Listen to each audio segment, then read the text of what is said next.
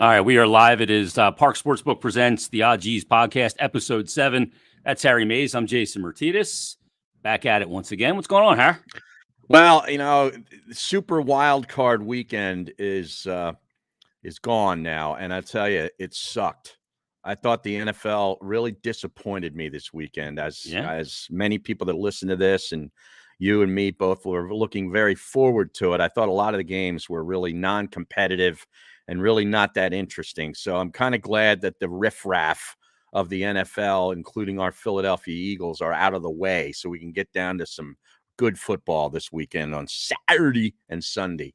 So you didn't think there was a whole lot compelling about the week? I mean, the Dallas game was compelling. That was one. Yeah, that was one. Yeah, and I was on the Niners, as I gave out on last week's Odd G's.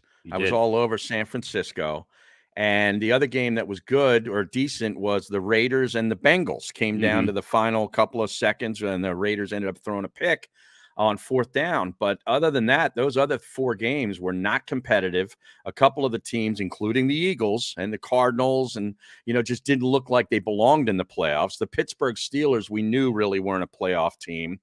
It was more or less just like Ben Roethlisberger's final swan song, but they had nothing. And what was the other game that I'm free? Oh, yeah, the New England Patriots, with a rookie quarterback, looked totally overmatched on the road against a division rival. The offense was anemic, and the defense couldn't stop Buffalo. I mean, they scored on their first 7 possessions, I think. So I was bitterly disappointed by the whole thing. Maybe I thought the bar was I set the bar a little too high. Maybe that's my fault. Well, there's a tipping point for everything, right? And is it too many teams in the playoffs now? Well, yes, there are, because it typically boils down to there's like 3 teams in each conference that are really capable of winning a Super Bowl when you really get down to the playoffs.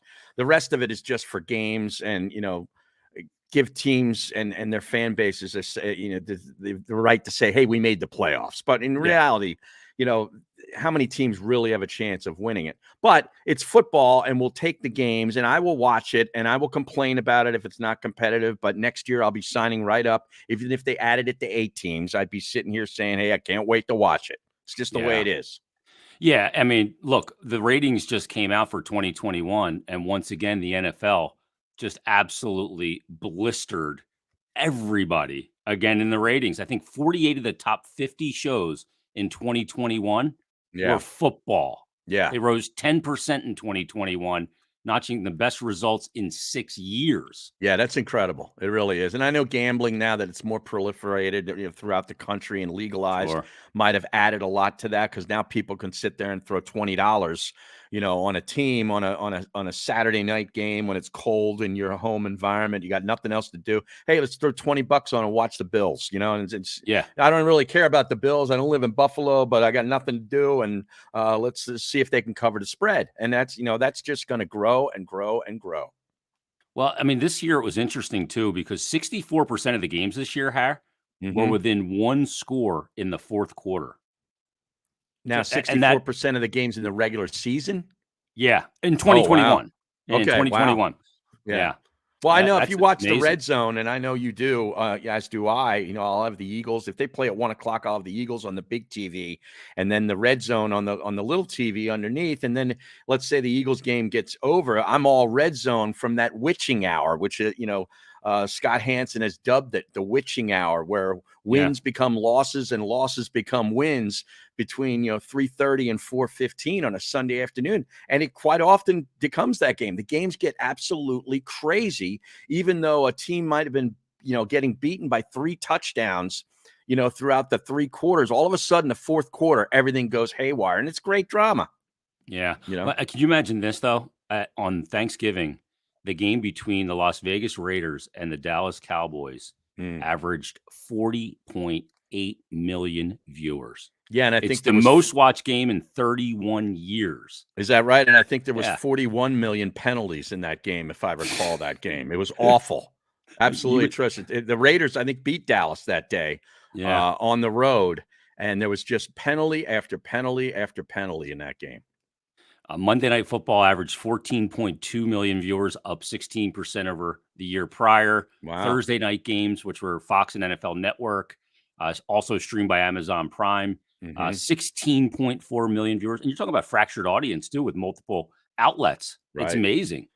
Yeah, it really is. And now I wonder if they put that Manning cast in there, too. I know they only did maybe 10 games throughout the season, and I think they did 9 in the regular season, and they did the playoff game last night.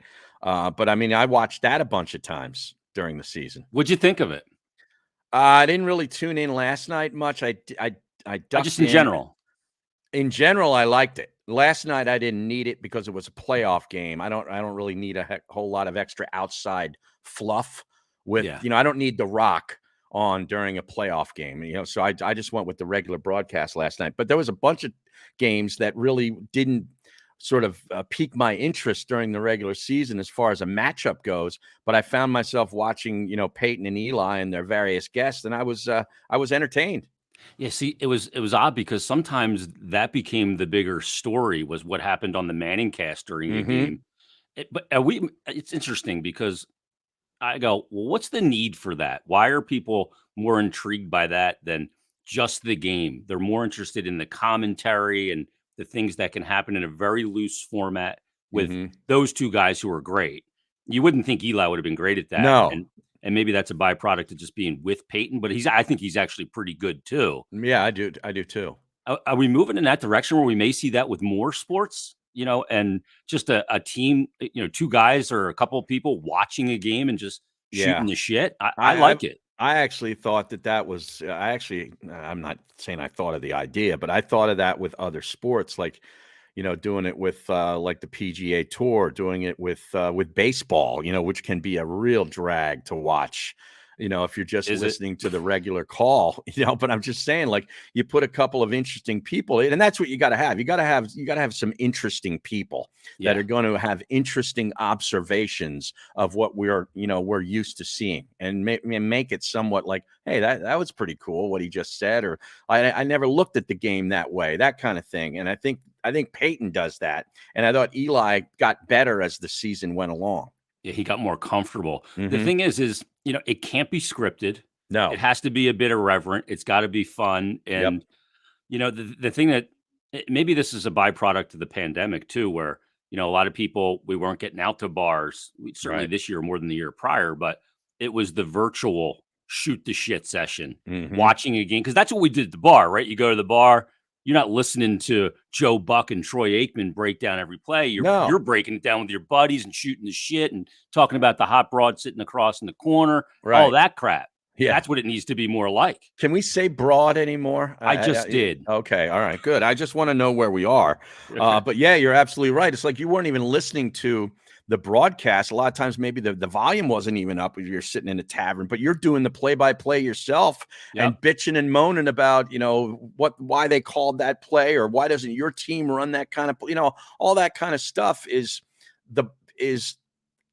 in addition to what you're watching. And I think you can, we can multitask, greatly now, and you can watch a game and still talk about stuff with your friends and still pay attention. You don't really need the play-by-play and the strict, straight color analysis now, right? We've seen enough of the sports where we can kind of get by without some of that, right?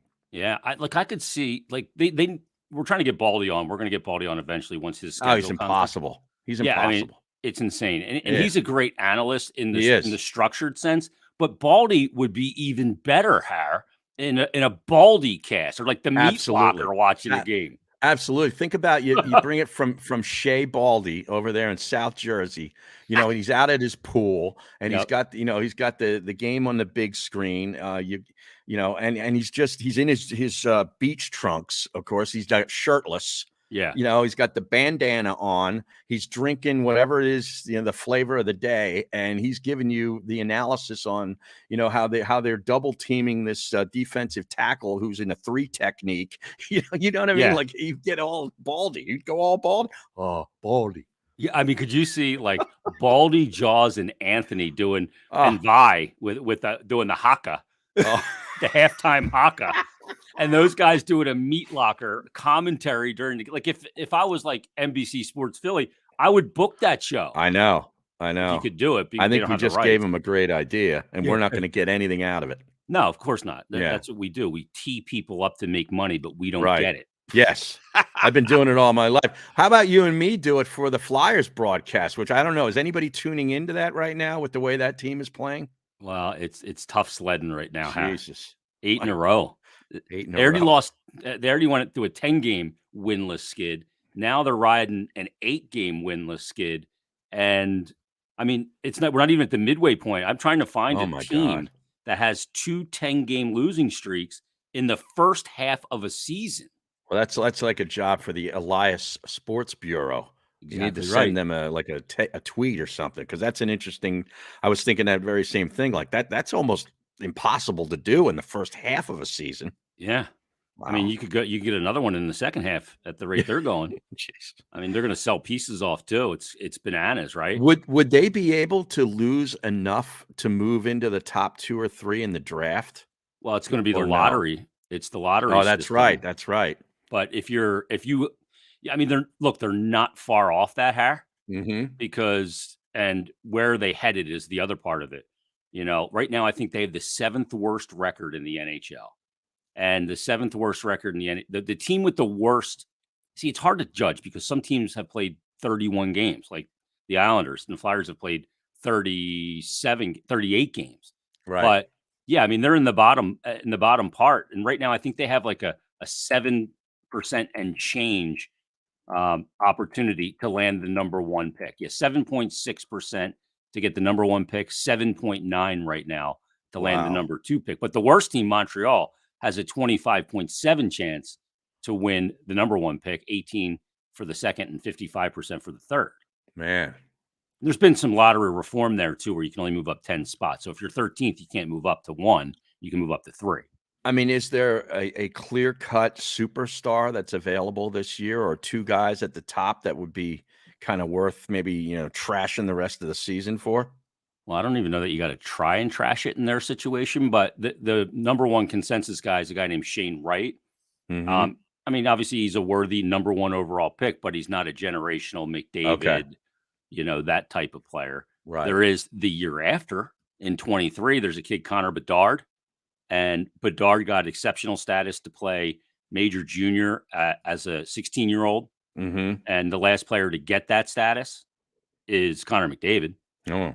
So I'm not saying he's McDavid, but he's looked at as a generational talent, like McDavid, like Matthews, one of those guys. Wow. It's not sometimes that you stink; it's when you stink. Right. Right.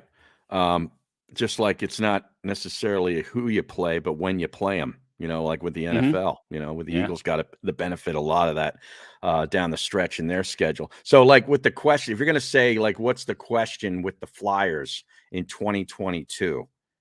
Storyline? Yeah. What's the storyline? Does it revolve around the El Capitan or the coach? It's all of the above, and organizational structure. I think is the 3. That's ABC, and the answer is D, all of the above. I mean, the captain, I think, is going to waive the no move clause. You think so? He'll be moved at the deadline to a cup contender for sure. Okay. I mean, I don't know that. He hasn't told me that. Right. But I think that he will. And he'll be a free agent in the offseason. I don't think he resigns here. I think once you leave somewhere, and especially the situation after so many years here, it's liberating to go somewhere else. Yeah. And just play hockey and not especially if you can win something. Yeah. I mean, you don't have to re-sign with the team that you get traded to. Just go somewhere else. And it depends. If you win the cup, then maybe that opens up different doors of where you want to go. Right. And there's always this assumption that he wants to go back and play in Ottawa because that's where he's from. But I think that's bullshit. I don't think professional athletes want to go play where they're from. I know that's one of those lazy narratives that us in the business and the journalists and so forth, the people that cover these teams always come up with these, and they connect to the usual dots. And I don't think that happens near as much today as it might have happened 20, 30 years ago. Yeah, I mean, the only guy I can think of recently that's a high profile was Tavares when he re-signed in Toronto, and they put a picture of it his bedding in pajamas, the Leaf pajamas. But like Briere didn't want to go and play for Montreal. The Cavalier didn't. You look at a lot of these guys, Mike Trout, there was this assumption that he was going to play out his contract and then come home so he could go to Eagles games and Sixers games. He re-signed out there. He's like, I want separation of church and state. Gaudreau, same thing, right? Johnny Hockey. Right. I don't think he wants to come here. Yeah. I would want to experience something else too. And, you become a different person. Yeah. You're in your mid-30s or whatever. You've experienced so much more in life. There's more to life than just going back home. Well, you go back home and it's separate. You don't taint your legacy at home if you don't succeed. Yeah, right. So you can always go back there and you're a hero no matter what. But if you go there and play and you fail, then you're an asshole. That's right. But if you never go back there, it's always like, man, I wish we had a chance to sign you. You would have been great here, man. Yeah. Yeah. Well, that's sad. Yeah. And that's the story of when you're signing autographs at an alumni thing at a bar. You tell the people, right? Oh, I wanted to get back there. Yeah, I wanted. It was close. There was a chance. Yeah, bullshit. Let's tell people real quick. We got a lot to get into about Parx and Sportsbook, and you gave out that winner with San Francisco last week. Do you have any games that you like on the Parx Sportsbook app this week in the NFL card, Harry? Yeah, I'm looking at this Cincinnati, Tennessee game. Call me crazy. Maybe I'm a prisoner of the moment with this Joe Burrow, but he's becoming a big man crush for me. My other man crush or crushes have now, they're about at retirement age. So I need a new one. And I think it's Joe Burrow. And I'm going to take +3.5 with the Bengals on the road. I may look at the money line too, because I think they can win this game. It'd be so great to have some fresh blood, at least on one side of the bracket. If you had like a Bengals-Bills AFC championship game, that would be pretty cool, if you ask me. Yeah, absolutely. That's like old school, like, Boomer Esiason and Jim Kelly. And Jim Kelly, yeah. Exactly. Who was the guy that shattered his ankle from Cincinnati, the offensive lineman? What was that guy's name? I can't remember. Somebody will put it up in the comments. Offensive lineman that remember back in the 80s, and he just Munoz was their big Anthony guy. Munoz. Yeah, Munoz was the big guy, the Hall of Famer there. You realize that since I brought up Cincinnati, it was 31 years since they had an NFL playoff victory. Is that amazing or 31 years? 1991. Holy cow. That's when I graduated high school. It makes me feel old. I know. Yeah, I was in my prime. Yeah. 1991. Well, you still are, Harry. Oh, jeez. You didn't have any kids. What about the Ram game? Do you like the Rams in this one at all over Tampa Bay? It depends. My favorite. I gotta have Fournette. I gotta know what's happening with him, and also Wirfs, the right tackle. He went out early in that game against Philadelphia, tried to come back, couldn't do it. But they're going to need him against that LA Ram front. I got to wait on that one and see. You let that marinate a little bit with some of the injury situations. Okay, and I mean, great game coming up on Sunday at 6:30. Yeah, it's the Bills and the Chiefs. Big Red versus the former protege and Sean McDermott. Right now, the Chiefs are -113, Bills at -108, but getting 2. Mm-hmm. I'm actually leaning a little more Bills here than I am Chiefs. I know they look like a very dominant machine as far as their offense, and their defense is really good too. Their defense is very fast. They got great safeties on that team that make a lot of plays and can make things difficult. Their defensive line is playing really well, and that offense. I mean, that quarterback Josh Allen. They incorporated a lot more of just running with running backs now. In fact, they got 81 yards out of Singletary. In that game. If they can get that kind of production, you keep churning first downs and scoring points and keeping that other guy off the field. Yeah, number 15. I'm leaning that way too. I like the Bills getting the 2. All right, I'm going to lock it in, Harry. I'll take the Bills with the 2. Yeah, we'll lock that in with the toe. Yeah, the toe. They have a toe and a 3. Yeah.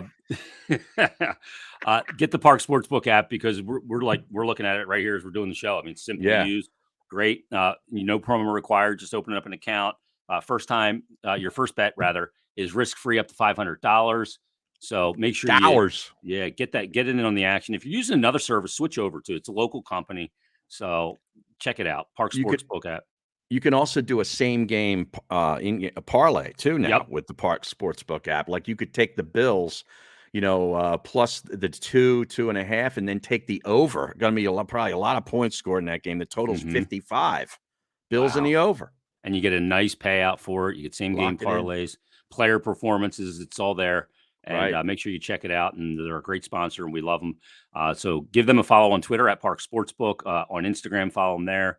Facebook and YouTube as well. You're a big Instagram guy, right? You're on the gram. I'm not a big Instagram, but I am on the gram. Yeah.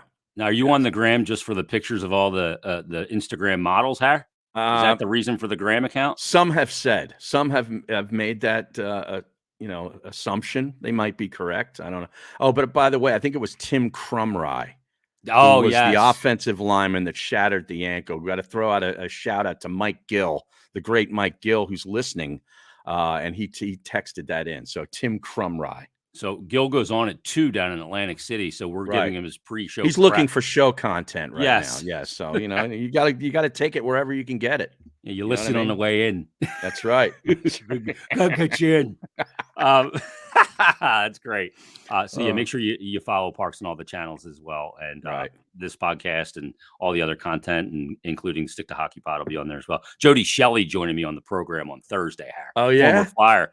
Well, they're playing Columbus that night, and Jody's the television analyst for the Columbus Blue Jacket network, and it's the return of Jake Voracek after 1,000 games in the NHL. Now, does he go by Shells? Like, what's the nickname for Jody Shelley? I never went nickname with him. It probably is Shells, or it could be Shelley too. I mean, but I just call him Jody. He's a big boy. He's a great guy. Yeah, all those former tough guys are great guys. Yeah, that was back when hockey was hockey.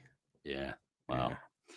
Well, the Flyers right now are just reeling big time. So yeah, they really are. It's not a good time to talk pucks and sticks. Yeah, I told the people on the podcast for today's episode for Flyers Daily, I said the only way you're going to remain sane is to change your expectations, because you're going to spin yourself into the concrete, right? Just constantly, because you got to change your expectation. You got to find what good can come out of a shit season. Mm-hmm. The young players, cutting their teeth and showing some signs. I don't know. You got to find something. But let me ask you about the Eagles. I got a couple things here when it comes to the Eagles. There, how much credit does Howie get for what took place this year? They had a much better season than a lot of people thought they were going to, myself included. Yeah, but let's be kind of real here. They didn't beat anybody worth a shit. No, they didn't. I mean, they showed who they really were. I mean, what they did in the regular season was what they were in the playoffs. They took advantage of bad teams, bad quarterbacks, second string, third string guys, a practice squad guy, one week. And the defense could look really good on them. And they could even get out to slow starts, which they've done over the last month and a half, and survive against the New York Giants with Jake Fromm as the quarterback, or, Washington with Garrett Gilbert, who was signed a few days earlier from another team's practice squad. When you get in the playoffs, you're not facing that kind of opposition, much less they're facing the defending champs. So you knew they couldn't get down early. They did. They basically did everything they couldn't do if they were going to have a chance to win that game. And we all saw what happened. But Howie deserves some credit. Obviously, now with the Jalen Hurts situation, I don't think anybody ever thought it was going to result in this when the pick was made a couple of years ago. Yeah. But he's a serviceable starting quarterback in the NFL who's trying to work his way into being the guy. And I think, he had the vision to take him, although I don't think he ever envisioned him as this guy. You got to give him some credit there. Devonte Smith is a really good player. I didn't think he was even utilized as much as he could have been this season. But he looks like a stud at wide receiver. Now you could say, well, yeah, 1 out of 3 strikes, because he tried with J.J. Arcega-Whiteside in the second round a few years ago.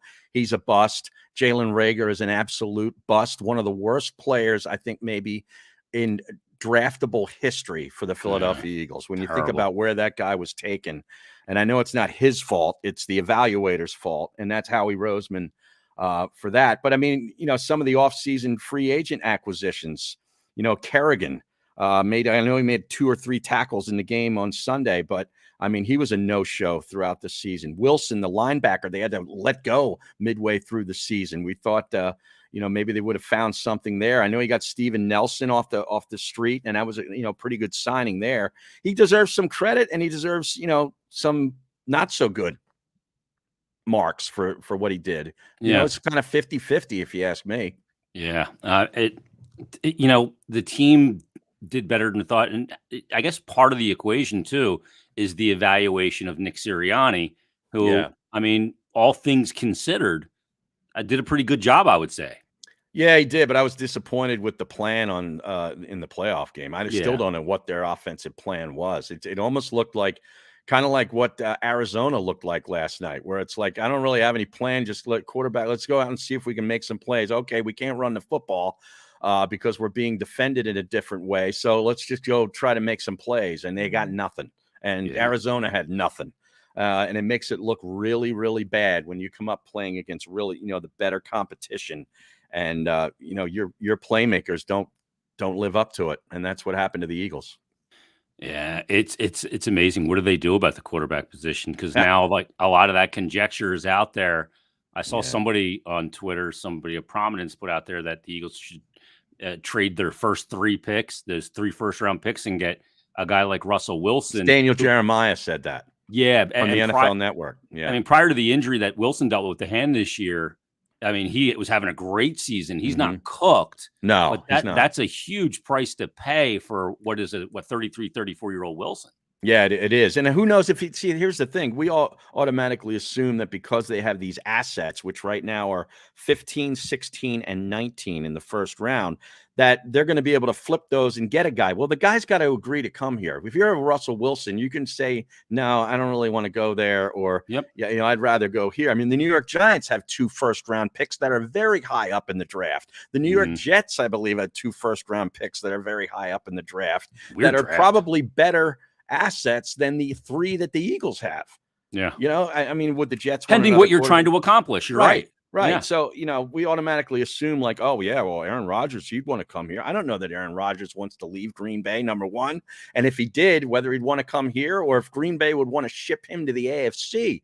If they said, I can't live with this GM anymore, you got to get me out of here. Maybe they ship him to Denver or Las Vegas, depending on what Las Vegas does with now a new GM coming in, a new coach, and who knows what they do with their quarterback. So there's a whole lot of stuff that's going to happen here in the next couple of months leading up to the draft. I think there's going to be a lot of activity, and you think the rumor mill is big now. Just wait until we start getting into March and the, free agency and so forth. It's going to be crazy. Yeah, once the Lombardi Trophy's handed out, it's going to get bananas. And you got to wonder, like, is there going to be a fraction of people, like Eagle fans, that go, I don't want Aaron Rodgers because of the shit he said about vaccines and all that stuff. And the Deshaun Watson stuff is, pretty obvious. I mean, that's a lightning rod situation there too. I mean, there's a lot of the fan base that really just wants to ride it out with Jalen Hurts. And I'm, right now I'm of that ilk. As far as, because I don't know that you're going to be able to get any of those veterans. And B, I don't see anybody in this draft worth trading up for to get. And I think you would have to trade up for any of the top 2 or 3 guys, because we sit here now and say, wow, well, those quarterbacks aren't high first-round picks. But by the time we get to April, they are. Oh, they are. They always get cooked up to the top. And Malik Willis, you'll get, Pickett from Pittsburgh, possibly this Carson Strong kid out of Nevada. And there might be another 1 or 2 that I'm not even thinking of right now. Like the Mariota draft. Right.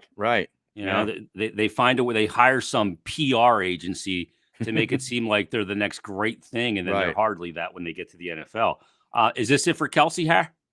I hope not. I mean, he can still play. He played at a really high level. Yeah. And is a Hall of Famer in my view. Made the Pro Bowl again this year, and I know the Pro Bowl might not be what it used to be, but still, add it to the other Pro Bowls that he's got. I hope they can keep him around because when you start thinking about it, that's the asset right now of this team is that offensive line. And I think they got a great left side of that line that is really going to grow and gel and become, tremendous in Dickerson and Mailata. I'd like to keep Kelsey in there for at least 1 more year and see if I can just get 17 more games out of him. Yeah,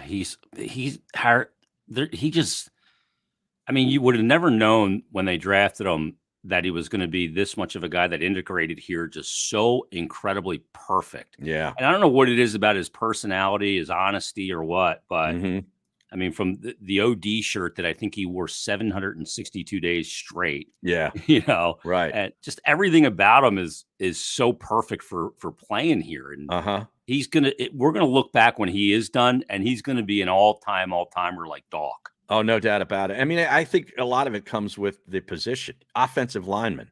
There are Yeah, no snot divas. knocker. There are no divas on the offensive line. And he's They're undersized. And yeah, he's undersized. yeah. They're guys that are going to sit there and and sit there and drink 15 beers with you, at a tailgate. It's like those kind of like wearing a t-shirt, wearing some flip flops and cut off shorts. You know what I mean? Like he's just a regular dude.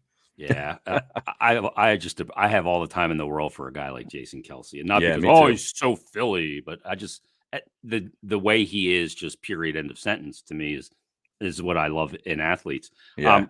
Real quick, I had I saw all the glee on social media with the Cowboys losing, and I get it. I get that you like to see Dallas lose, but to say that, hey, the Eagles lost, but the day's all fine because Dallas lost as well, to me is a little lame. Yeah, it is. Although this was a year, I think the Dallas folks really thought they had a team that was going to be capable of getting to the Super Bowl. Yeah, 12 and wins. Now it's going to get a lot harder because now contracts come up and they're going to have to start paying some guys a lot of money, and they could have that cap issue. This was really a year where, it was there for them to see if they could get to a Super Bowl, and it ended really, I mean, you talk about disappointing. Yeah, winning the division, winning that many games, having the amount of talented players on that roster, and they lose a home game as a favorite to a San Francisco team that really some would debate wasn't even really that good of a playoff team. Yeah, but I thought the matchup was bad for them against San Francisco, the way the Niners like to play. But that head coach down in Dallas, I tell you what, he might be in trouble. Jera canceled his weekly radio show hit this week, and the last time apparently that he did that was the week they fired another coach. So that doesn't look good. And some of the comments he made after the game to the media sounded to me like, hey, when you got this kind of talent, you have to get results, and they didn't get results. And you know what that means. Yeah, and Jera is not getting any younger. Nope. The team, it's amazing their lack of playoff success.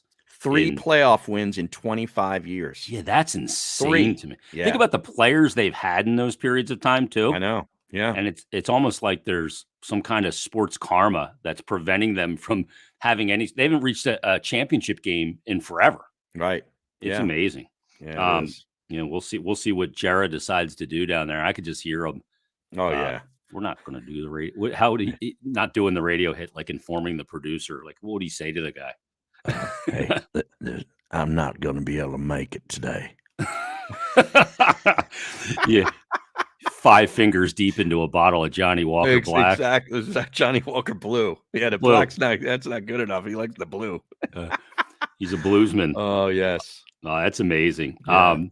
So we'll see where they go from here. We'll see where the Eagles go from here as well. There's a chance, I guess, they just cut Rieger at this point, right? Rieger? Yeah, Jalen Rieger. There'd be a cap hit. I want to say it might be. They're not averse to that, $10 million, but they absorbed 34 with Carson Wentz and a franchise quarterback. So I think that makes Rieger very expendable, especially when you think about the lack of production. And it's just like the guy has zero confidence now. Now he's muffing punts, and when he fields punts, he's taking stupid routes and losing yardage. I mean, it's just there's no way that he should have stayed in that game fielding punts after he muffed that kick. That to me is, I don't care if Greg Ward has back spasms. He's better out there with a back spasm than that guy.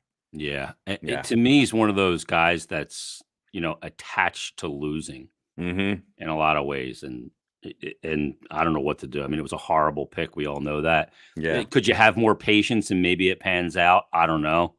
I mean, Aguilar went through something kind of similar, I guess, but less pronounced. It's a horrible pick, and I'm not even talking about the guy who was picked afterwards. Yeah, it's a horrible pick based on how he has performed.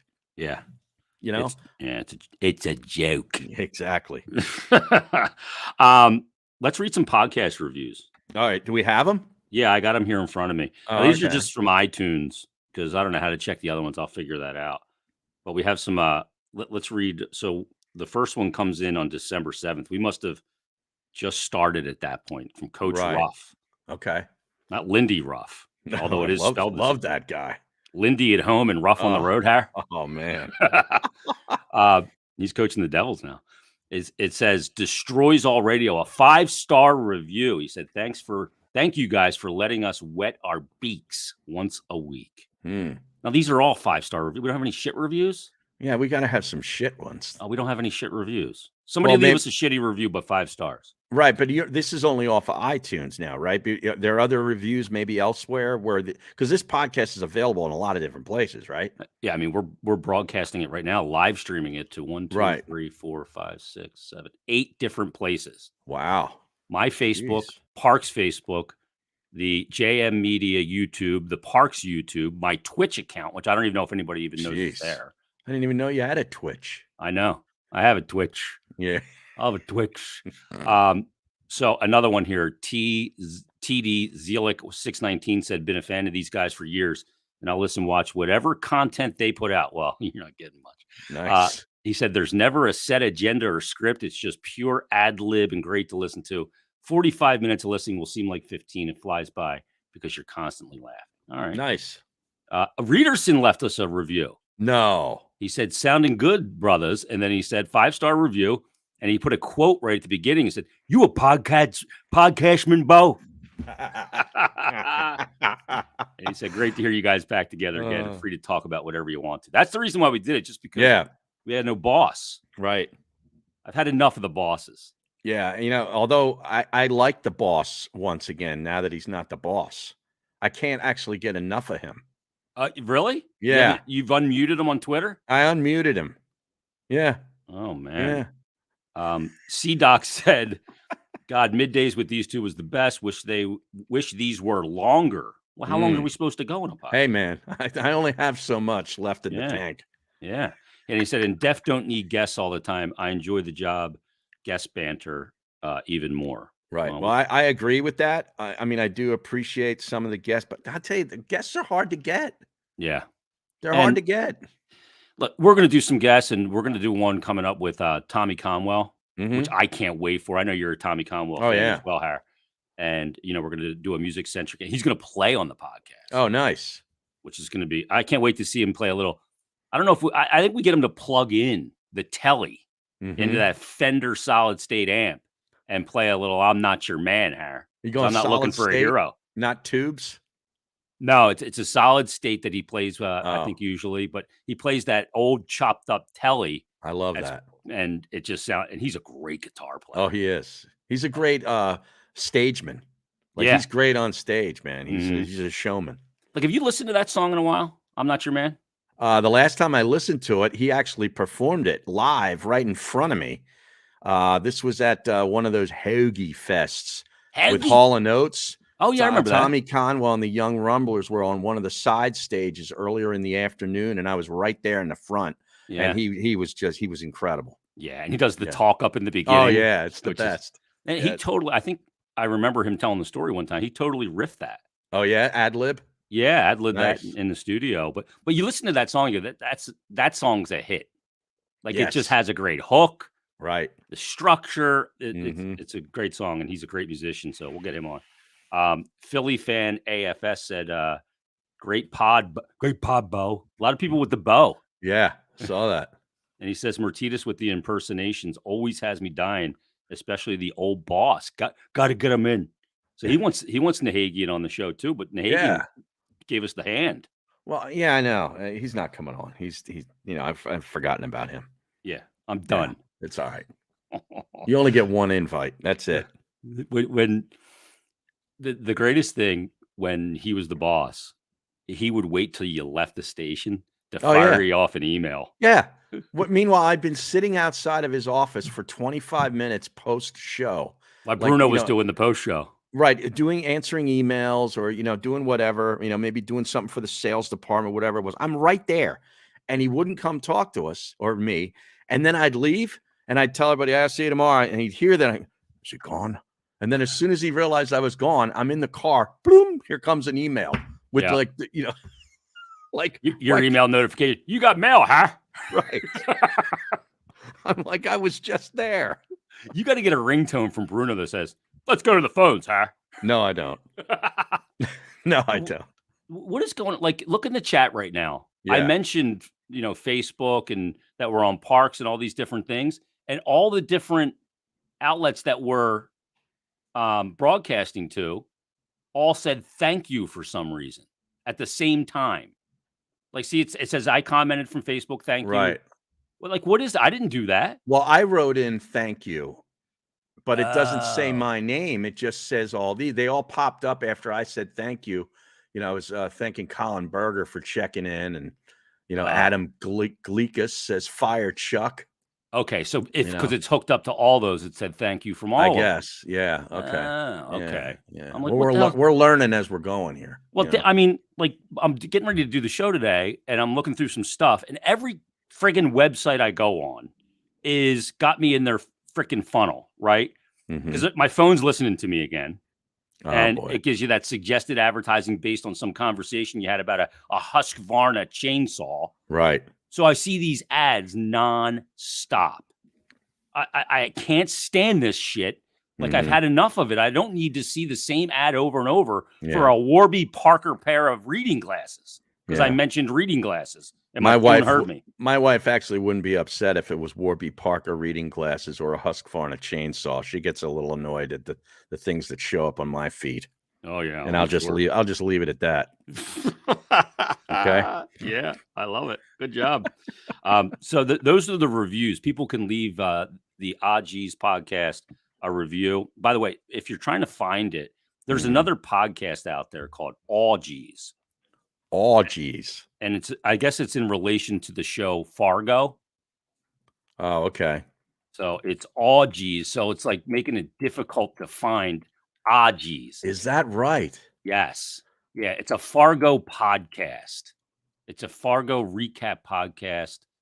And haven't we had enough of freaking Fargo with Carson Wentz? I'm done with Fargo. You're done with North Dakota. Yeah, I'm done with North Dakota.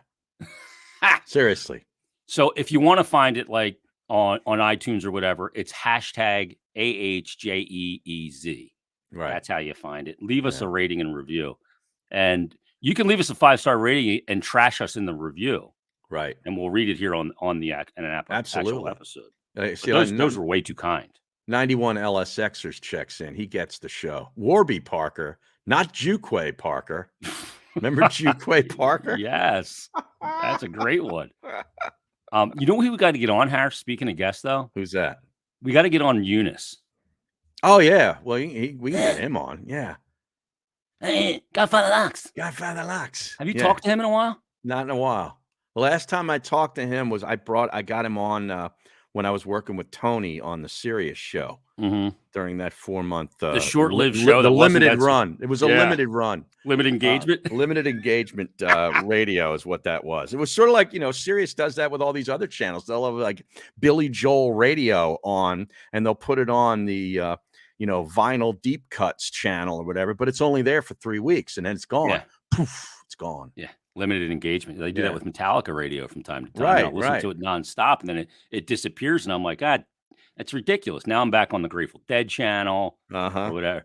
The one I don't make it to is the Underground Garage, the Bruce channel. Oh yeah, I'm not a Bruceman, so no, I know. Yeah, I'm out on him too. Stephen Muldoon says, got to get the Colonel on a Saturday. Hey. How about Conklin's impression with the? Is he good?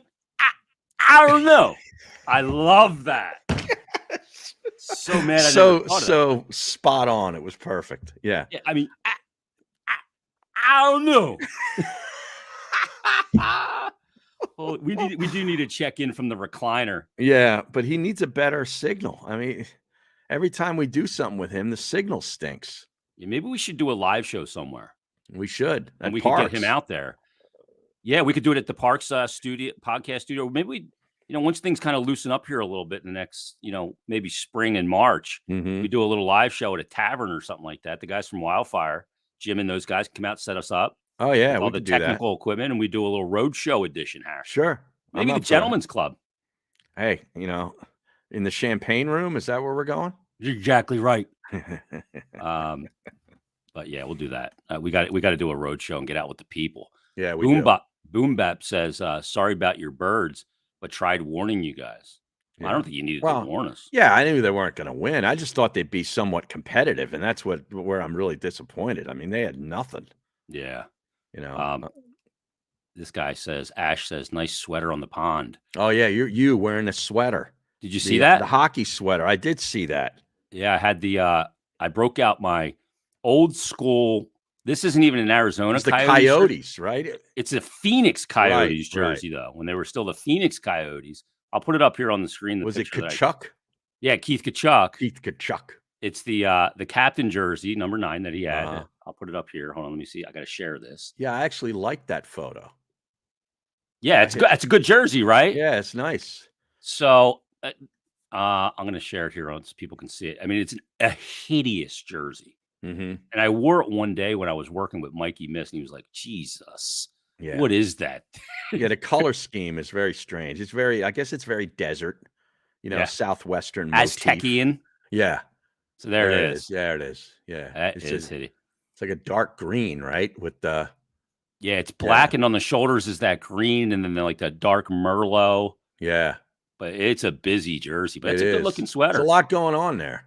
Yeah, it's a good-looking. So people were giving me shit. They're like, look at your ankles. Are you a bender? And I'm like, well, because my ankles are turned in. Now, these are goalie skates, Harry. Okay.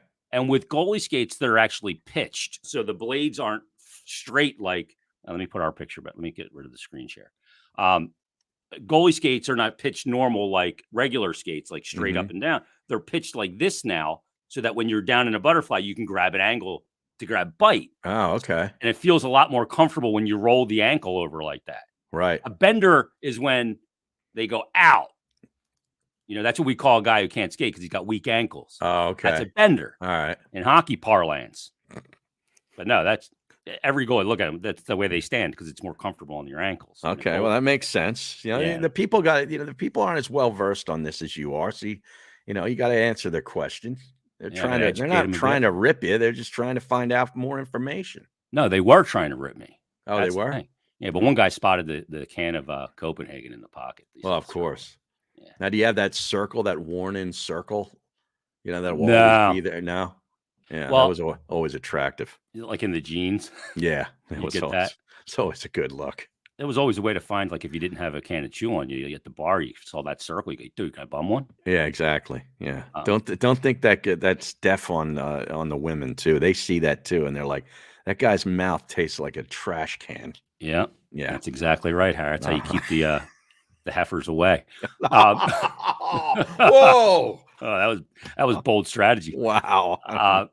It was awesome that me and my son and one of his teammates got out on the pond on Sunday because it's actually cold enough for a sustained period of time to be able to go out. Right. My buddy of mine, Matty Wendell, texted me the night before. He's like, hey, we're going to be out tomorrow morning at 9:30 at the pond over in Pleasant Grove by my house. Come on out. We didn't go out at 9:30, but we went out later in the afternoon, cold out there, and getting to skate on the pond was awesome. Nice. I was out on the golf course last Friday. Is that right? And I might go out tomorrow. It's saying it's going to be like 45 tomorrow. So we'll see. Wow. Yeah. 45 and you're out there golfing. Absolutely, man. Boom Bap goes, ow, ow, ow, Bender. I didn't even bag her, huh? Oh, jeez. And then 91L6er says, spying men's asses for sources of dip. Hey, man, you got to do what you got to do. Got to do what you got to do. Yeah. You have anything else you'd like to say here on the podcast, Harry? No, I think I'm pretty much talked out. It was a laborious show today with Barrett leading into this. Oh, you had to carry him today? Is he in mourning a bit? A little bit. After now it's really settled in that the Eagles season is over. It's sort of like that. Now what? I was watching a little bit of Eagles post-game live, and they had Barrett across the way at his own desk. Yeah, he sits like 30 feet away from everybody. Yeah. Yeah. But Seth Joyner, I'll tell you. Oh, that's great. How did we do the show with him and he not just absolutely kicked the living shit out of me? You remember?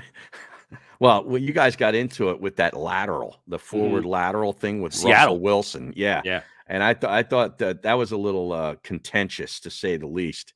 But how serious is Seth, man, when he talks about the Eagles, man? That was like really serious stuff. Yeah. And he, when he tweets in all caps, like I can just see his face when he's fired that tweet. Oh, yeah. About the run game and everything else. Yeah. That day. If I had $1 for every Eagles fan that has either said something to me in person or shown up on a chat or a tweet saying they want Seth Joyner as the next defensive coordinator, I'd be able to buy a nice new, golf bag. Yeah, well, you'd be on a yacht in the French Riviera.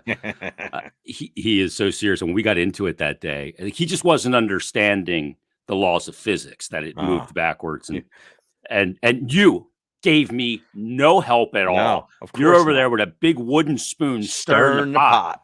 And I'm going, Harry, bail me out here. I need 2-on-1 against Seth.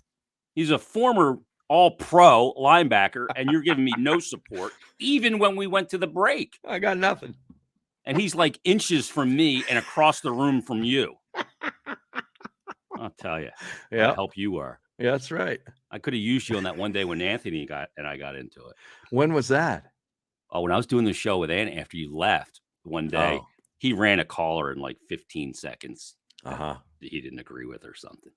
And he's talking after it. And he's like, oh, yeah. And he kind of admitted that he ran the guy a little quick. And I said, yeah, you got, and I pointed out, I said, yeah, you certainly got rid of him quick or something. And he was like, what do you mean? I said, you didn't let him get his point out, because he disagreed with him. And, you know how Anthony is. Yeah. Some of these older guys doing radio, they feel this need to have to be right. Who gives a shit if you're right? So we get into it on the air a little bit. And I say, I'll tell you what, let's go to break, because I could tell it was getting really heated. So we go to break and I have a live read. So I do the live read and he's just standing there and he is fucking stewing. Fuming. Yeah. Like snot coming out of his nose. Sounds like Tony Soprano at Melfi's office breathing, right? Right. And like he's asthmatic. And I go to the break and we are going at it. Wow. I thought he was going to just body slam me. And eventually I texted him and I was like, dude, you got to get it together. Yeah. You got to get together, Bo. Was that about the process failing? Probably. Says 91 LSXers. The one day he comes in, the Sixers beat that Chinese team and Simmons shot a 3 or something. Oh, yeah. In an exhibition. Yeah. And I came in and we started the show. I said, oh, I'm winded. He goes, why? I go, I was running late today. I had to put my lawn chairs out on Broad Street. He goes, what do you mean? I go, well, I mean, they're going to be a parade now, right? Because they beat the Chinese team. What do you mean, Bo? Like, he was so pissed that I was like shitting on the fact that they beat the Chinese national team. Yeah, it's amazing to take that personally. It's funny. Well, the team still hasn't gotten past the second round. No, I know. Is the cleaning lady there yet, huh? Yeah, just walked in. I heard him. Yeah.